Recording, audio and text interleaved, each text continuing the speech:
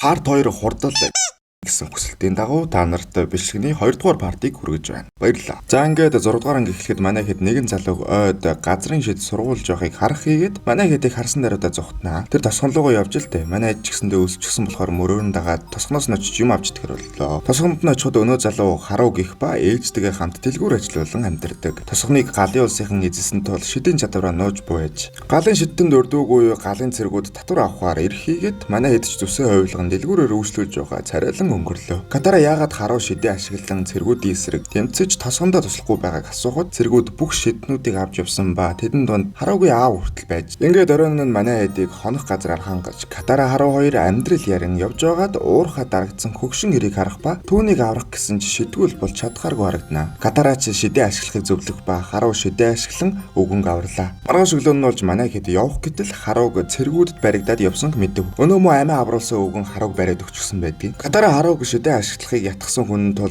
харууг аврахаар сэтгэл шулуудна. Саяны гэхдээ яг шүүмжлээ. Тэгэхэд бол Катара шоронд дэвтрэх ёстой. Ингээд манай хэдийн төлөвлөгөөгөөр Сокогтара хоёр галын цэргүүд явж байхад урд нь маргалдан жижиг онглоор анг агаарын шидээр Катара газрын шидэн болгож харуулнаа. Тэгсэн өнөө хөлдөө цэргүүд нь ард нь байсан манай Момог энэ нисдэг лемурш галын шидэн байна гэж солиорно. Сокож мэдээж хэрэг энэ охин газрын шидтэн байна гэж Катараг барьж өгснөөр төлөвлөгөөнд ихний хэсэг биеллээ. Шоронд дэвтрэхэд харуу байж байх ба мөн түүний аав Тайрото танилцлаа. Тайро эндхийн хоригдлуудыг ахалж байгаа хүн аж. Катара шуудхан оргох төлөвлөгөө байгаа эсхийг асуухад хоригдлууд аль хэдийн бууж өгөн өдөр хоногоо арах зах нь тэдний төлөвлөгөө болж аз тааруул зарим нь харин гэж бодох болж. Катараач төмпөн шанааг нийлүүлж байгаад би хүүхэд байхдаа хүчрхэг галын шиднүүдийн түүхийг сонсож өссөн. Тэд та нарын шид ашиглах чадварыг авсан байж болно. Гэхдээ эр зоригийн чинь биш гэд амар юмэрсэн ч хэн анзаарсангүй хөрхий. Тэр бодгоо бүр шоронгийн дарга нүртэл зүгээр сонсоод л өнгөрлөө. Шөнө нь Катара болон харуу хоёрыг авахаар манай хэд ирсэн ч Катара үлдэн нэг мөр бүх хүмүүсийг аврах хэрэгтэй гинэ. Одоо тэгээд задгаа уусан дээр газрын шиднүүд тулдаж чадахгүй гарц байхгүй юм шүү гэсэн аанг хүлгийн янтангаас утаас авсхийг хараад зуухны нүүрсийг ашиглаж болохыг ойлгоно. Ингээд аанг тавцангийн агааржуулах хоолоогоор зуух руу нэвтэрч нэгээс бусдаа агааржуулагчийг хаан агаарын даралтаар нүүрсийг хоригдлуудын өмнө бүр бэлдээд өглөө. Катараач үүнийг ашиглан эрх чөлөөгөө алж авахыг дахин уриалагч хэн ч хөдөлсөнгүй. Шоронгийн захирагч Катараг шоолон жоохон нүүрсээр тэдний урам зоригийг өдөөнө гэж бодоо юу гэхэд харуудаа арчи галын цэргүүд эсэргүүцэхэд газрын шиднүүд тулдаж эхэллээ. Аанг маань ч сүртэй агаарын их буугаар цэргүүдийг зогсоож газрын шиднүүд галынхныг усанд хаян өөрсдөө жижиг хөлөвлөн явлаа. Ингээд Катарад маань газрын шиднүүд талархлаа илэрхийлээд цааш өөрсдийн тосгоноо чөлөөлөхөөр явлаа. Тэгтэл Катара маань хөлөгдөр ээжийнхэн зүйлтийг гэж гисэн байх ба үүнийг Зуко олсноор энэ анги маань өндөрлөлөө. 7 дугаар анги эхлэхэд манайхэд үүсдээ зөв нүүдлэн явж байгаад шатсан ойг олж харлаа. Галын шиднүүдийн мөр хөрсөн гарсан байх ба аангч сэтгэлээр унах хийгээд Катара түүнд модны үрийг харуулan буцан ургахыг сануулна. Хэдий аанг шидийн элементийг суран аватар болох ч ямар аватар байхыг түүнд заахун байхгүй гэдэг үлээ. Энэ нь манай аангийн хамгийн хэцүү сорилт нэж. Ингээд байж байхад харин нэгэн өвгөн гарч ирэх ба тэр аангийг аватар гэдгийг анзаарч түүний тосгон руу орой бүр нэгэн сүнстэй арчиг гадагшаа гарсан хүмүүсийг авч байгааг гэх бөгөөд аангаас тусламж гуйхаар ирж л дээ. Сүнсийг хей бай гэх ба орой болж түүнийг гарч ирэхэд аанг энгийн улс шиг ярих гэж оролцсон ч сүнс тоодоггүй. Тэгсэн Соко аангад туслана гэж савсагнаад сүнс түүнийг бариад явчихлаа. Аанг ч араас нь явж яг барьдгийн даваан дээр сүнс Соко хоёр зам орхон алга боллоо. Өглөө болж тосгондоо ирсэн чи хинч түүнийг харахгүй байгааг анзаарсан аанг өөрийгөө сүнсний ертөнцид байгаа гэдгийг ойлгожээ. Тэгтэл алсаас нэгэн зүйл нисээд ирж байна. Аанг цухтаад нисэх гэтэл сүнсний ертөнцид шид ашиглаж болдоггүй аж. Ингээд нисэж ирсэн луутай нүр тулахад түүнийг аватар Рокугийн луу гэдгийг мэднэ. Аанг ч луу хөлөвлөн явах ба Рокудээ олзвол Соког аврахад тусалж магадгүй гэж бодлоо. Нөгөө талд харин Айрогоо халуун харшаанд суух хийгээд Зуко явъя гэж шалгах чи манай өвөө удахгүй гэсээр үлдлээ. Тэгтэл нэг мэдэхэд манер унтчихсан газрын шиднүүд түүнийг барьж авлаа. Айро газрын шиднүүдийн дунд их алдартай. Тэр газрын улсын нийслэл Басенсэрөө 600 өдөр дайрж байсан гэдэг. Түүнийг Басенсэ хот руу авч явж байхад тэр луу хөлгөсөн аангийг ганцаархнаа харж чаддаг нь сонирхолтой. Хөвшөрсөн болохоос зүнсэн биш тэгээд гарыг нь бигсэн төмөр нь хэд чангаыг хэлж судлахыг гуйж. Судлаж өгөхт нь мань хүн хамрынхаа уураар төмрийг нь халааж өнөө цэргээ гимтэн уулын уруу зугтсан ч нэг худалгүй баригдлаа. Айрог цаас авч явах нь аюултай гэж үзсэн цэргүүд гарыг нь тасдаг гэсэн байсан. Зоко яг тэр үед нь гарч ирэн тэдэнтэй тулдаж ахыгаа аварлаа. Зоко харин инээ дээрээ гэж Айрог загналгүй хувцас өмсгөхийг л гуйдаг. Нөгөө талд Аанг харин галын улсад байх Роко аватарын сүмд ирэх ба Лу түүнд нэгэн солирыг харуулах ба мөн сүмд нарны тусгалаас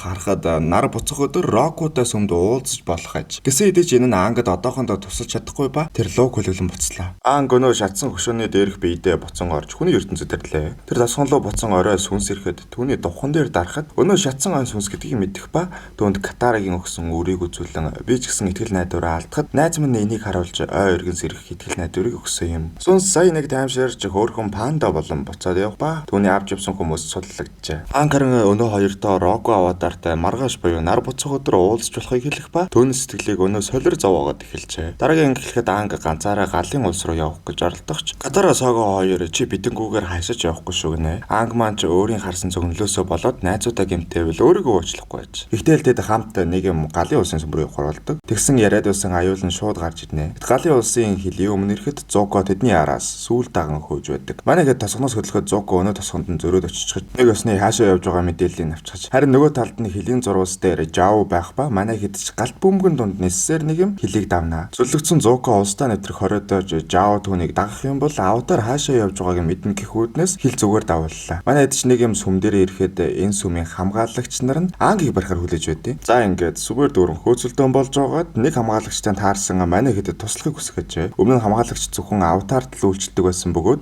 аватар алга болоход галын хааныг дагдаг болсон аж. Харин манай хамгаалагч хаан дугийн дургүй. Тэгээд өмнөх анги дээр Аанг агаарын шиднүүдийг устсанд мэдэж аватар төрхөндөө ороход энд ч нөгөөх нь мэдрэгдсэн ба. Манайха бусдаасаа урухаа хүлээгээд байж. Ингээд тэд сүмээр дээш өгсөөр нэгэн томоохон хаалганы өмнө ирэх бөгөөд энэ нь яг л умрдын агаарын сүм шиг шидийн хүчээр онгоодог гэжээ. Тэр шиддээ бүр 5 шидтэн байж онгоолох юм байна. Манай хэд ч яах вэ гэд байж байсан суудан Соко тесрэг бомбөөр 5 хэсэгт гал гаргах санаа гаргалаа. Манай хэд ч балах байх гэд үзсэн болдоггүй. Харин ч тесрэг бомбны дуугаар удахгүй хамгаалагч тэр нь. Энэ удаа Катарагийнхаар хамгаалагч тэрхэд манай талын ах аватарыг дотгош орсон гэх ба Рокотой уулзахаас өмнө дотгош орж зогсоохын тулд хаалгыг нэнэ. Энэ үед манай хэд хамгаалагчдыг саатуулаад нуугдж байсан Аангийг дуудагч Зоко аль хэдийн ирчихсэн Аангийг барьчихжээ. Аанг ч баригдаж явахдаа Зокогоос мултарч хаалга хаахтаас өмнө сүм рүү орж чадлаа. Өдрийн наран боцоож галын шиднүүд хаалгыг шидээрээ жонголгож чадхааргүй болов. Энэ үед аватар Роко гарч ирдэг. Аанг түүнээс солирын талаар асуух хийгээд энэ нь 100 жилд нэг харавах хийгээд үүний дараа галын шиднүүд улам хүчрхэж 100 жилийн өмнө энэ солир харавхад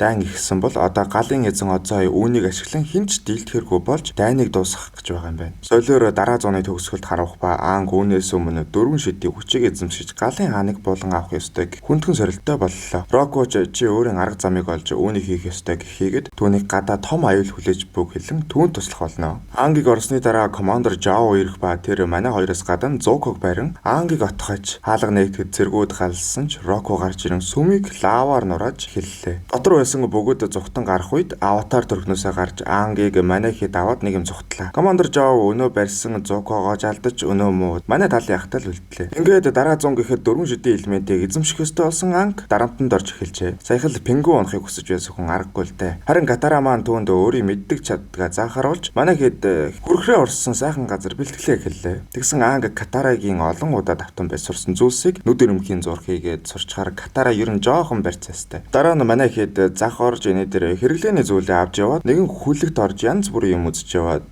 нэгэн усны хуйлаас олноо. Олон төрлийн зүйлс эвгүй нөхдүүдээс харуул энэ далайн дээрэмчдийн хүлэг юмсан ч. Катара үүнийг мэдээж худалдаж авахыг хүсэгч хуйлаасыг 200 алтан засвар зарна гинэ. Манай хэд ч тийм их мөнгө хаан байх уу харин Катара удалгүй гарыг ийх ба. Манай хоёр зарим нэгэн зүйлсийг сонирхож байсан ч хүлгийг орхилоо. Тэгсэн манай гурван араас өнөө дээрэмчд гинт гарч ирээд хөөж эхэллээ. Аанг жагаарын шидэ ашиглан тэднээс нэг юм зүхтдаг. Тэгсэн дээрэмчдийн өгсөн шалтгаан нь Катара өнөө хуйлаасыг нь хулгайчилж. Согооч чи бидний амьдралыг аюулд орууллаа гэхэд тэд ч гэсэн усны авгаас сулгайсан. Тэглэж энэ Катарад үнэхээр хэрэгтэй гинэ. Катара эхлээд өөрөө хийж үзэх ба нэг л болдоггүй момо хүртэл нэг шахуурдад авлаа. Тэгсэн Аанг нэг хийж үзээд л болох ажээ. Тэгээд нөгөөдхөө Катара заах гэж оролцсон. Өнөөдх нь шарттай юм болохоор уурлаж Аангад чи үнэхээр л байглаасаа өгсөн чадвартай хойно зүгээр л энийг хайчихъя гинэ. Аангийн царайнаас Катара юу хийснэ тэр дөрөө ухаарж нөөцлгөө хуулиасыг нэг мөр ангад төглөө. Гэсээ идэж шүн манай хэд унтаж байхад Катара өнөө хуулиасаа гол руу авч яван бэлтгэл хийж эхэллээ. Голын нөгөө талаас галын хүлэг, өнөө дээрэмчдийн хүлэг нар явж байна. Анга тэр эдийг далайн дээрэмчдээс зугцсны дараахан Зуко болон Айрагоо хоёр шопинг өнөө хүлэг дээр хийж яваад далайн дээрэмчд Анг манай хэдийн талаар ярьж байхыг сонслоо. Тэгсэн дээрэмчд Ангийг аватар байна гэдгийг анзаараагүй аж Зукоч тэдэнтэй тохиролцсон тэднийг аж байгаа нь. Тэд гол дагуу усны бэлтгэл хийж байсан Катараг барьлаа. Өглөө болж нөгөө талд Анг Соко хоёр сэрхэд далайн дээрэмчд гиндүүлэн тэднийг барьж авлаа.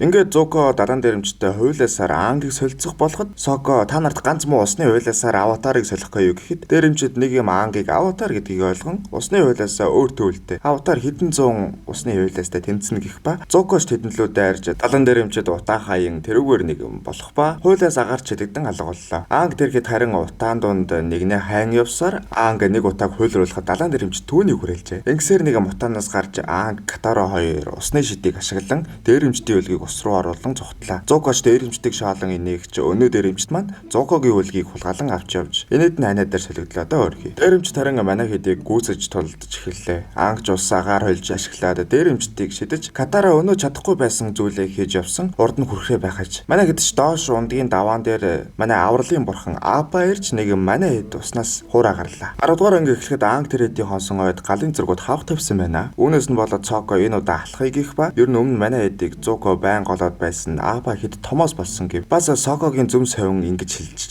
байгаа юм баг. Анг Катара үүнийг эсэргүүцэгч Сокогийн зөрүү зангаар манай хэд алхлаа. Тэгсэн манай хэд ойгоор алхаж яваад яг галын цэргүүдийн отгийг олоод ирдээ. Манай хэд ч болон чагтаад байж байсан модон дундаас том жижиг янз бүрийн нөхдүүд гарч ирэн тулдах ба нэг өвс зуусан багийн ахлагч нь бололтой. Тэрүүгээр их цэргүүдийг бодоо олгонгаа Катара тавсан мэдлээ тэрүүхэндээ флирт хийнэ. Галын цэргүүд зогтож явсны дараа өвс зуусан нөхрийг Жэд гэдэг ба тэдний бүлэг галын цэргүүдийг дэлбэх бодисыг авнаа. Жэд ч манай хэдийг түүний нуугч руу очих эсхийг асуухад Катара хөлөө алжих шахамтыг хийгээд нуугч ойн гүнд модон дээр байх ба Жэд Катаратай гарах гэж роман таглж өгнө. Манай хэд ч тэнд дуртай хонохор болдог. Гэхдээ Сокод Жэд угаасаа таалагдаагүй ба маргааш явна гэхэд Жэд Соког хамт маргааш нэг ажиллагаанд явахыг хүснэ. Ийм юм дуртайгаараа манай хүн маргааш дагаад явчихлаа. За ингээд Жэд тэргээд ойд оттолт хийж байсан Соко нэг хүн ирж байгааг хэлэх ба нөгөөх нь зүгээр нэг хөгшин ир байж. Яг галын улсаа л да. Жэд нөгөө ирийг өрөвдөгч үгүй дээрэмдэн орхилоо. Сокоч буцаад Анг Катара хоёрт юу болсон гэхэд Катара юу болсон гэж Жэдээ сонсно хэмээн хэр алдаахгүй. Жэд ч нэгэн хордоо хутаг харуулan өвгөн өөрийг нь алахаар ирсэн. Галын улсын тагнуул гэх ба Катара Анг хоёр итгэгч Соко итгэхгүй. Тийм болохоор өнөө хоёроо ч явцгааг нь. Харин Жэд удахгүй галын цэргүүд ойг бүхэлдэн шатаах гэж байгаад бол Анг Катара хоёрыг үлдэн усны даланг дүүргэж өгөхийг гуйж Катара ч Жэд төлөө алдсан тул тэндээ хэсэг үлднэ л гэн. Соко маань ч ялцчгүй үлдэхэр болж тэднийг шүн дунд хүртэл ажиглаж явгаад нэг юм анзааран тэднийг ойроо дагаж явхад тэд торхтой дарыг усны далан руу зөөж байлаа. Далан задлан ойролцох галын усад эзлэгдсэн тосгон чивүүлэх гэж байгааг Соко ойлгохч таанч Жэдийн бүлэгт баригдчихлаа. Жэдийн хаар золиосгүй ялдгаж байхгүй буюу галын цэргүүд өгчл байвал энгийн ард иргэд өгөх нь хамаагүй юмсан ч ингээд тэд Соког ойроо авчивлаа. Өглөө болж Жэд Катара Анг хоёртой хамт далан руу явахдаа Соког өөрөөс нь уучлалтгүйсэн. Тэгээд бас бусадтай даалгавар биелүүлэх гэж яваа гэх ба манай хоёрыг ажлын байран дээр нь авчиж өглөө. Газар доорх усыг гарган гол руу цутгаснаар далан дүүрхэж Жэд газар доорх усыг гаргачаад манай хоёрыг нуугч руугаа буцан хүлээж байх хэмээгээд бусад руугаа явлаа. Анг Катара хоёр харин усыг төлөвсөн цагаас өмнө дуусгасан тул Жэдийн байгаа толгод руу явъя гэсээр яван очтол тэндээс Жэдийн бүлгийнхэн дарыг далангийн өмнө бэхэлж байгааг харнаа. Ингээд энэ хоёр маань юу хийж байгааг нь ойлгон Анг тэднийг зогсоох гэсэн ч Жэд гарч ирэн Анг тэр хоёр ойгоор хөөцөлдөж тултан явсаар Катара нэг юм Жэдийг зогсоолоо. Гэсэн хэдий ч энэ нь хориодчээ. Жэдийг хүмүүс далан дэлбэлэн тосгон живлээ. Катара ч Жэдд итгэсэндээ итгэж чадахгүй. Хөлөө алдатлаагүй сүхэн одоо яа их вэ? Гэхдээ аз болоход Соко Жэдийн хүмүүсийг ойн өрхөнд оруулж зүхтаад тосгоныхонд очиж анхааруулхад ихэнх нь Соког эхлээд тагнуул гэж үзэж. Жэдийн дээрэмцэн өвөө тэр үед гарч ирэн Соког тосгоныхондоо хэлэн тосгоныхон далан нурхаас өмнө гэрээ орхицоожээ. За тэгэхээр баярлалаа. Мэдээж манай суугийг энэ хүртэл үзсэн бол subscribe хийгээрэй, лайк дараарай. Баярлалаа.